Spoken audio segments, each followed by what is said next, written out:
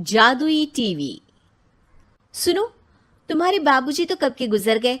अब उनका जो सामान है वो पड़े पड़े कबाड़ा हो रहा है। बेच ही दो, कुछ पैसे आ जाएंगी। बात तो सही है। अगले संडे फुर्सत में यही करेंगे। अगले संडे रोहित सारा सामान कबाड़ी को घर बुला के दे देता है। तभी उसकी नजर बाबूजी की पुरानी टीवी पर जाती है, जो इतने सालों तक कूड़े में पड़ी थी, फिर भी चमचमा रही थी। टीवी तो देखो, जैसे एकदम नई हो। हाँ, बाबूजी को टीवी देखना बहुत पसंद था। उनका सपना था कि वो टीवी पे आए। एक बार मौका भी था जब वो अपने गांव के गाने सुनाने किसी चैनल पर जाने वाले थे, पर मैं और मेरा भाई लड़ पड़े और बाबूजी को घर पर ही रुकना पड़ा। चला के देखें क्या? हाँ हाँ, क्यों नहीं, देख लेते हैं। पर शायद ही चले। बाबूजी ने उस लड़ाई के दिन के बाद टीवी देखना ही छोड़ दिया था। टीवी चालू करने के लिए उसमें केबल वायर लगा दिया जाता है। एक न्यूज़ चैनल चालू हो जाती है। स्वर्ग की सीढ़ी के रास्ते हैं तीन, तीनों के तीन रास्ते हैं संगीन। पहला रास्ता है सांप की बीन, दूसरा रास्ता घर में बिछा कालीन, तीसरा रास्ता कलकत्ता से चीन। ये क्या बकवास खबर है, कुछ अच्छा लगा दो। अरे आप बोलो तो सही, कोई अच्छी खबर सुना देता हूं। मेरा तो काम ही खबर देना है। अरे बाप रे, टीवी बात कर रही है। हाँ, ये न्यूज़ वाला मुझसे।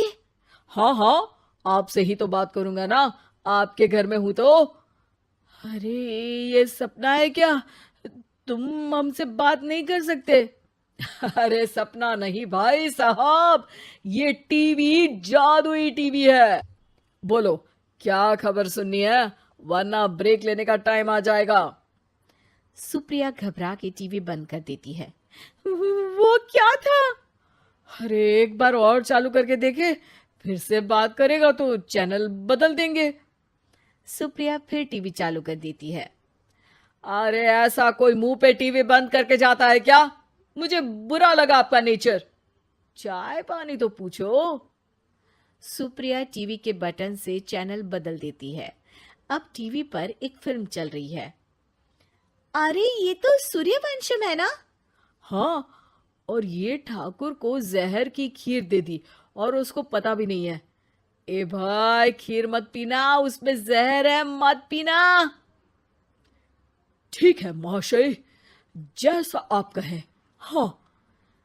अरे, आपकी बात मान ली, पूरी पिक्चर ही अब तो बदल जाएगी। मतलब ये सच में जादुई टीवी है? तभी वहां कबाड़ी आ जाता है। भैया, टीवी के 150 रुपए दूंगा, चलेगा? अरे 1.5 करोड़ में भी ना दे तुमको ये टीवी हम।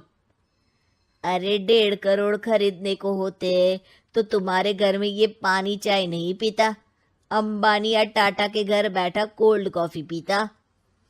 रोहित कबाड़ी का हिसाब करके उसे वहां से चलता करता है और अपने भाई शशिकांत को फोन लगा के बुलाता है। शशि थोड़ी ही देर में वहां पहुंच जाता है।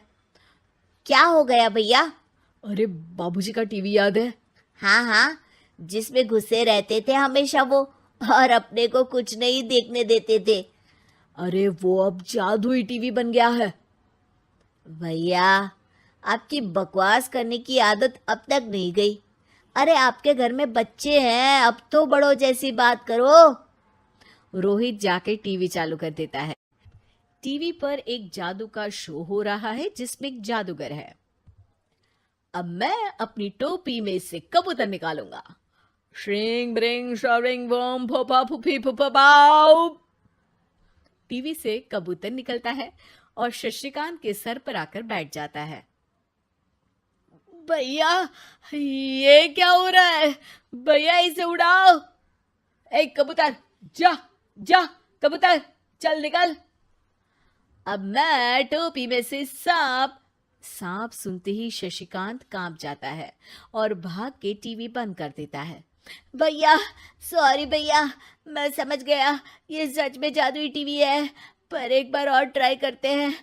पर भाभी, कोई दूसरा चैनल लगाओ। हाँ, जिसमें डर ना लगे। सुप्रिया टीवी चला देती है और न्यूज लगा देती है। अरे कितने दिनों बाद मुझे याद आया, बताइए क्या खबर सुनाओ। और ये नया आदमी कौन है? ये मेरा भाई है शशिकांत। ओह यस, वही है ना जिससे तुम लड़ लिए थे किसी बात पे, और तुम्हारे बुढ़ाओ पिताजी गुस्सा हो गए थे और टीवी को संन्यास दे दिया था। हैं? तुमको कैसे पता ये सब? इस टीवी में रहने वाले आदमी से लेकर कबूतर तक को तुम्हारे बाबूजी और तुम्हारी बातें पता है, इसलिए तो ये जादुई टीवी है। ये टीवी क्या कर सकती है वैसे? तुम जो मांगो दे सकती है। कहानी बदल सकते हो, खबर बदल सकते हो, कोई चीज मांग सकते हो। अरे भैया, ये टीवी मैं लेके जा रहा हूँ। बाबूजी का लाडला तो मैं ही था ना। अरे ऐसे कैसे? मैं बड़ा बेटा था, अब तक मेरे घर में टीवी थी ना। अब तक कहाँ गए थे पिताजी के लाडले? तुम्हारी गलती का एहसास भी है। अरे भैया, ज्यादा ना बोलो वरना भूल गए आपके दांत तोड़ दिए थे मैंने उस लड़ाई में। मेरी बीवी के सामने मेरी बेइज्जती करता है। रुक। दोनों भाई हाथापाई पे उतर जाते हैं। रुक, बताता हूं तुझे कि कौन बड़ा है। अरे छोटे का दम तो देख लीजिए आप। ये खबर आपके बाबूजी को देता हूं। तभी टीवी अचानक बंद हो जाता है। अरे शायद टीवी नाराज हो गया। और लड़ लो, आए बड़े खली बनने। टीवी से एक तेज रोशनी निकलती है और टीवी में बाबूजी दिखाई देते हैं। बापूजी आप? इतना चकरा क्यों रहा है? अपने बाप को नहीं पहचानता क्या? ये तो ऐसा ही है बाबूजी। प्रणाम बाबूजी। अरे चुप कर, तुम दोनों ही उल्टे हो। तुम्हारी वजह से मैंने टीवी में आने के सपने को छोड़ दिया, तुम्हारी लड़ाई की वजह से।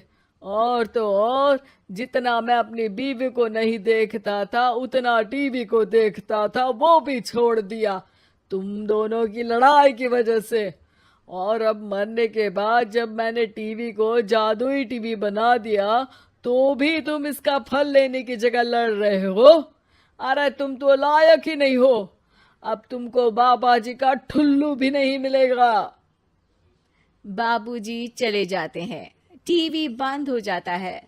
रोहित और शशिकांत गिड़गिड़ा के टीवी के सामने हाथ जोड़ के बाबूजी को बुलाते हैं, पर टीवी सिर्फ धुआं निकालता रहता है।